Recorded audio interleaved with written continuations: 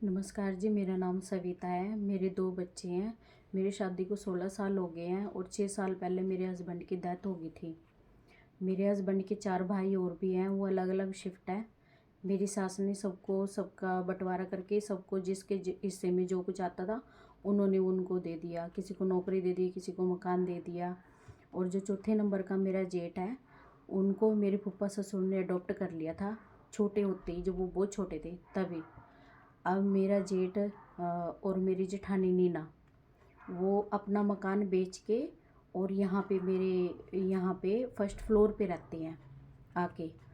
और जब मेरे हस्बैंड की डेथ को 4-5 ही दिन हुए थे, मेरी सास हमें छोड़ के चली गई। उसके बाद 3-4 साल के बाद आई मेरी सास, और 2-3 दिन हमारे साथ रही वो।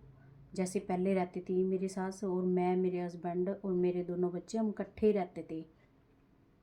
जब वो आई तो हमें इतना परेशान करने लगी। रात को जब उठती तो कुंडी खोल के लेट जाना, जब मैं बोलती तो मेरे साथ लड़ाई करना उन्होंने। और जो मेरा जेठ नरेश है, ड्रिंक करके हमें इतना परेशान करते थे।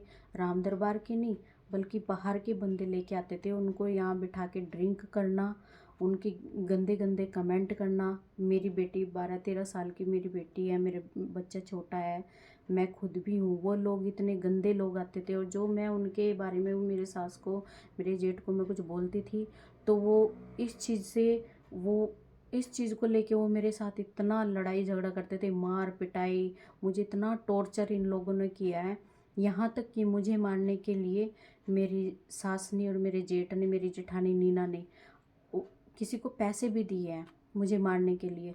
उसने खुद लड़ाई में मुझे खुद बताया, उस आदमी ने, कि तेरी सास ने और तेरे जेठ ने मुझे, तुझे मारने के लिए मुझे पैसे भी दिए हुए हैं। और वो इनका कोई रिश्तेदार लगता है, मेरी जेठानी का कोई रिश्तेदार है, यहीं पे रहता है राम दरबार में ही। अब मैंने इस डर के मारे मैंने जॉब भी छोड़ दी। मैंने प्रॉपर 4 साल मैंने 12 घंटे की जॉब की है मेरे बच्चों के लिए। और उससे पहले मैं स्टिचिंग का काम करती थी। अब जब मैंने जॉब छोड़ने के बाद मैंने इसे दोबारा से स्टिचिंग का काम करना स्टार्ट कर दिया, तो इन्होंने उस चीज़ का भी विरोध किया कि यहाँ पे हमारी मर्ज़ी के बिना कोई नहीं आएगा। मैंने मेरी सास को बोल दिया कि अगर आपने रहना है तो यहाँ पे आराम से रह, ऐसे परेशान मत कर, नहीं तो फिर मैं अकेली रहूँगी, मेरे पास तुम नहीं रहेगी। वो बोलती है कि मैं भी रहूँगी, और मेरे साथ में जिसको मैं बुलाऊँगी वो हर कोई आएंगे यहाँ पे मुझे टॉर्चर करने के लिए। इनका सीधा सीधा ये है कि बस मुझे यहाँ से, इस मकान से निकाले, किस तरह हम इस प्रॉपर्टी से इनसे छुटकारा पाए।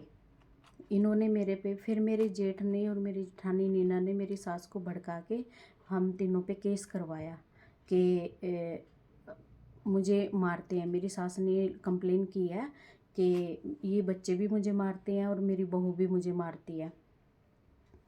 अब इन्होंने तो मेरे पे केस कर दिया।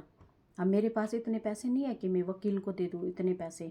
मेरा जो जॉब थी वो मैंने छोड़ दी कि मेरे बच्चे अकेले रहते हैं पीछे से। इन लोगों पे मुझे बिल्कुल भी विश्वास नहीं रहा। जो ये लोग इतना गिरा हुआ काम कर सकते हैं, मुझे मरवाने के लिए किसी को पैसे दे सकते, पीछे से मेरे बच्चों के साथ क्या कुछ नहीं कर सकते।